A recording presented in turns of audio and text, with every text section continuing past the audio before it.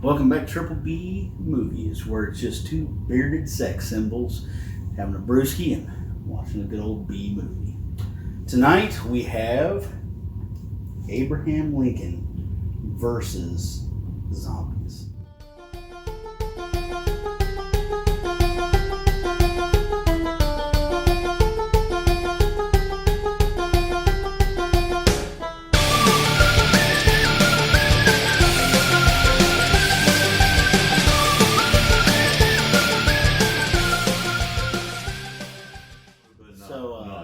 So, Abraham Lincoln versus the zombies. Abe Lincoln is, as a young man, hears his dad scream or something, rolls up into the house. Mom's chained to the bed, the zombie, foreshadowing the fact that, zombies are horribly bad. He's got to go save the country. And he ends up cutting her head off with a scythe. Dad kills himself. And then it transitions into him as a president. And they have a captain come back that's a zombie, and they figure out that they've got to go to this fort to figure out what's going on, and then as they're there, it ensues in exterminating. Then the zombies were in the town too, and they had to go through some of that. Zombie infection is, it's hard to contain. Yeah, I've researched this. They have you now. I've watched at least 4 movies. That seen read studies. I'm telling you, World War Z. Them fuckers run. Yeah, well, yeah. Mm-hmm. Yeah, I'm not a fan of the fast zombies. No, I think that's quite right. Yeah. I don't think you can take a guy that, is a tail runner. Although you say that, but I've met some fast. people that were quick that I wondered if they were brain dead, and really just zombies are just supposed to be brain dead.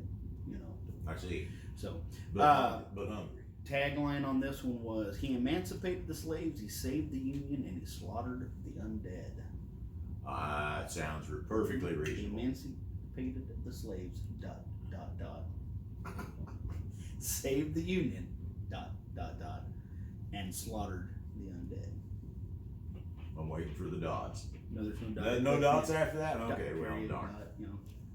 Okay. So, a couple pieces here that I want to throw out real first.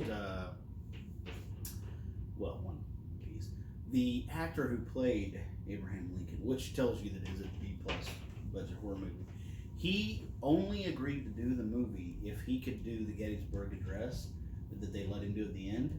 Oh. And he actually recited that from memory. Well, that's good. Yeah.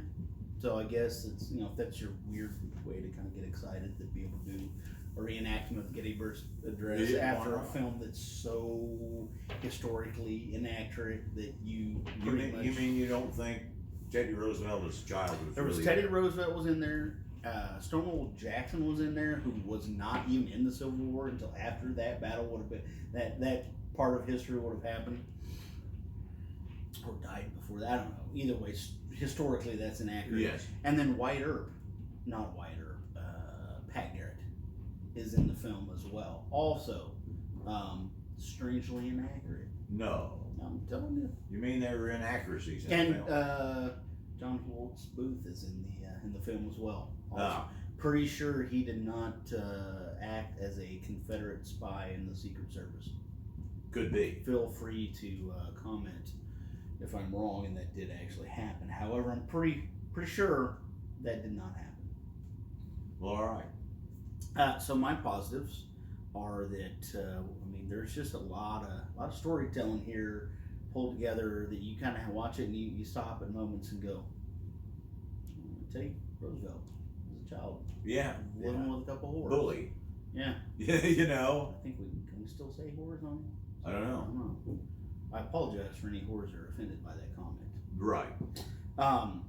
Also, the fact that you had Stonewall Jackson through the whole movie didn't want anything to do with them saving everything, and then at the end goes, all right, well, here's all these kegs of black powder that we're going to allow you to destroy. And, by the way, then I'll run down with the torch at the end of the movie to save everybody, even though, the first 2 acts of the movie, I spit in your face kind of thing. Kind of was a rat bastard, yeah. So, What did you enjoy about the movie that you? Well, I did enjoy the Was the historical people sprinkled in. When you got Teddy Roosevelt as a young man, as a child, that was kind of funny. Historical interpretations. And then I liked Abe's weapon. Yes. Against the zombies. Yes. That was cool. I know that you didn't dive deep into this because you watched the vampire one, but when you watched it the first time, did you notice the weapons they were using?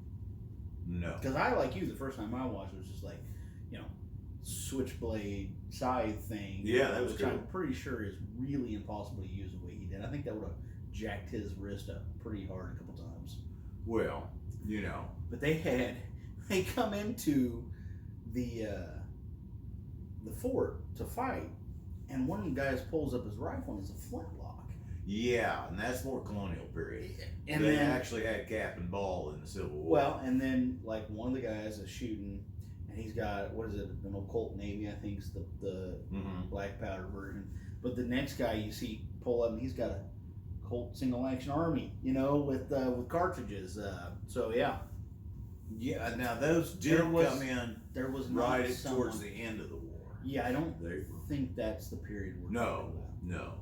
And if that had been the case, they would have issued that to all of the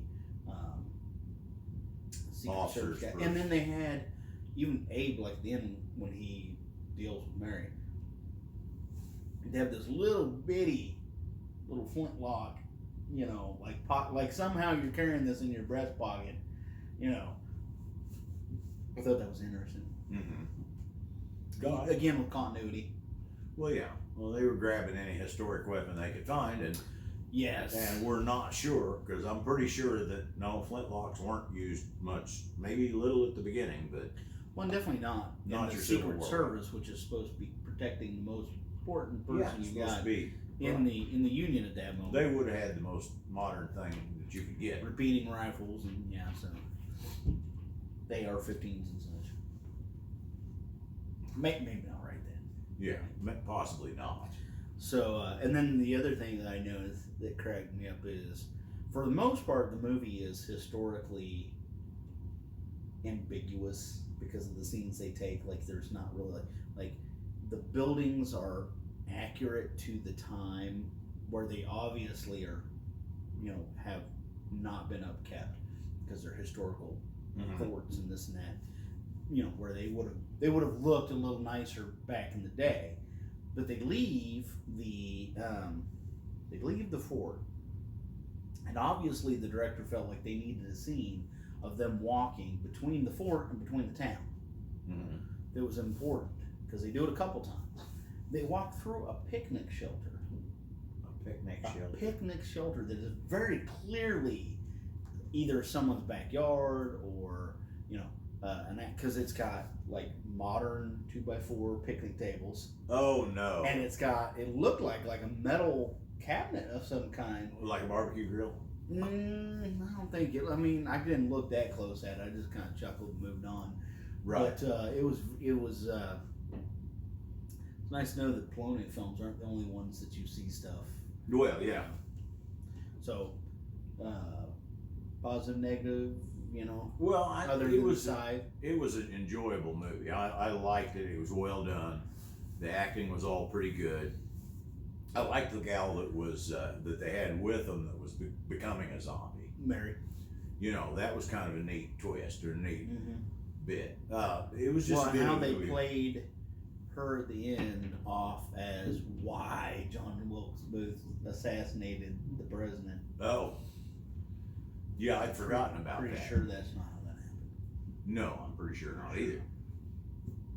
It had more to do with vampires. It's very true. It's possible. It's true. That or Bigfoot. Although it was zombies again. Well, I know that. The things they were doing. That's bad. All right, so what grade are you giving? I'm giving it a 3. I liked it. I'm gonna give it a 2.5.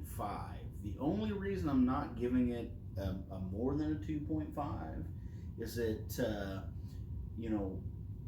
some of the historical restructuring was a little far-fetched. Some of it was like we could have just had Bob in It didn't have to be Pat Garrett, you know? Or we have Pat Garrett in here. Why do we really have to have a conversation about what he's going to do after the war and have Abraham Lincoln pushing him towards being a lawman? I mean, is that I mean, you know. Sometimes you don't need your cake and eat it too, if you know what I mean.